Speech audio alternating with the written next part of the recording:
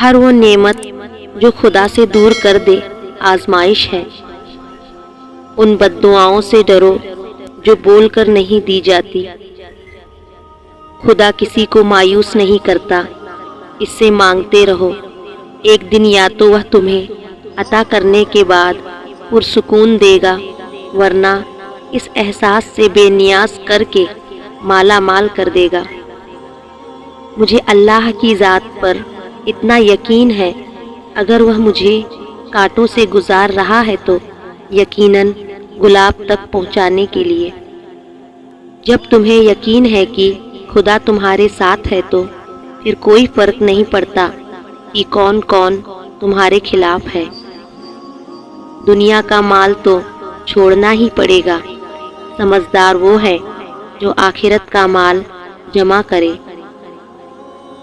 کسی کو دکھ نہ دو، کہیں اس کا دکھ آپ کی دعاؤں میں رکاوٹ نہ بن جائے۔ شکر کرنے والے کبھی مایوس نہیں ہوتے۔ اللہ بہتر کرے گا، یہ وہ الفاظ ہیں جن سے انسان کی آدھی پریشانی دور ہو جاتی ہے۔ نبی کریم صلی اللہ علیہ وسلم نے فرمایا، امیری یہ نہیں کہ سامان زیادہ ہو، بلکہ امیری یہ ہے کہ دل غنی ہو۔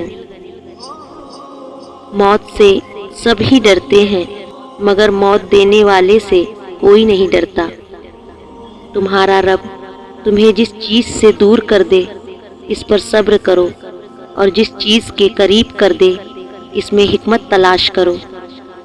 اللہ کو اپنے بندے سے یہ سننا پسند ہے، غلطی ہو گئی مولا معاف کر دے۔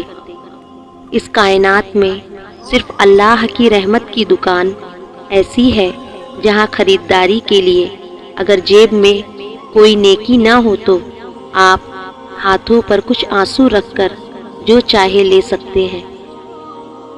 حلال کمائی انسان کھاتا ہے اور حرام کمائی انسان کو کھا جاتی ہے۔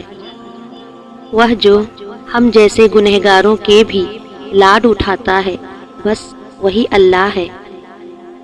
طلب مار دیتی ہے اگر اللہ کے سوا کسی اور کی ہو۔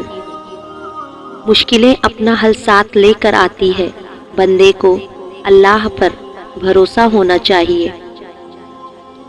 کسی دوسرے کے لیے سکھ ڈھونڈنے والے کی ذات پر سکھ آسمان سے برستے ہیں۔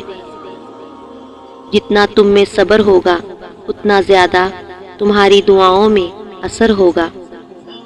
جس طرح سانس کو آس ہے زندگی کی، ویسے ہی رب کو انتظار ہے بندے کی توبہ کا۔ اپنے فیصلوں کو اللہ پر چھوڑ دو، مایوسی تمہیں چھوڑ دے گی۔ رسول اللہ صلی اللہ علیہ وسلم نے فرمایا، تم میں سب سے بڑا پہلوان وہ ہے جو غصے کے وقت اپنے آپ پر قابو پائے۔ اسلام اتنا خوبصورت مذہب ہے کہ مسکرانے پر بھی ثواب ملتا ہے۔ وہ نیکی بڑی معتبر ہوتی ہے جس کا پروردگار کے سوا کوئی گواہ نہ ہو۔ انسان کو اپنے آپ سے اتنی محبت تو ہونی چاہیے کہ وہ خود کو جہنم سے بچا کر جنت کی طرف لے جائے۔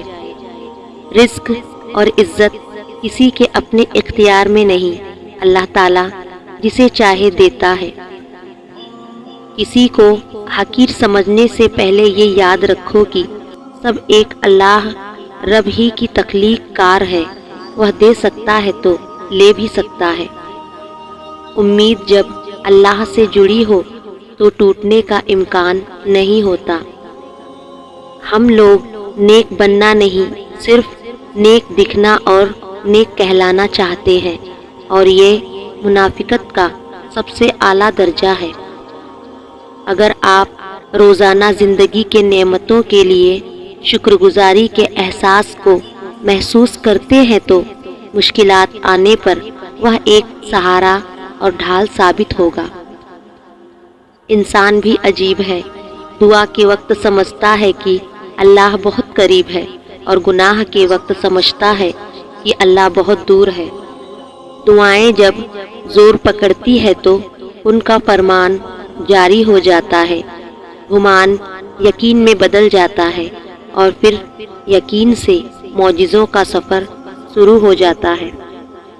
اللہ تعالیٰ فرماتے ہیں، میں تمہارا گمان ہوں، تم جیسا سوچو گے مجھے ویسا پاؤ گے۔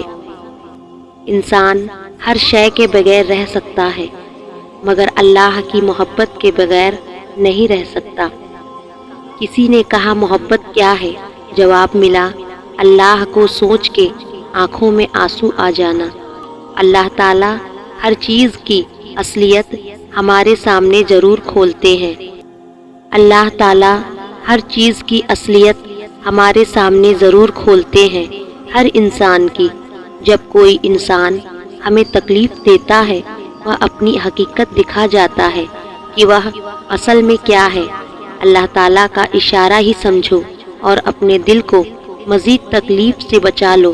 اس انسان سے خود کو دور کر کے دعا کیا کرو کہ اللہ تعالیٰ ہر اس چیز کو تم سے دور کر دے جو آگے جا کر تمہارے دل کو توڑ نہ دے، اور اللہ تعالیٰ اس چیز کو تمہاری زندگی سے نکال دیں گے ان کی حقیقت دکھا کر۔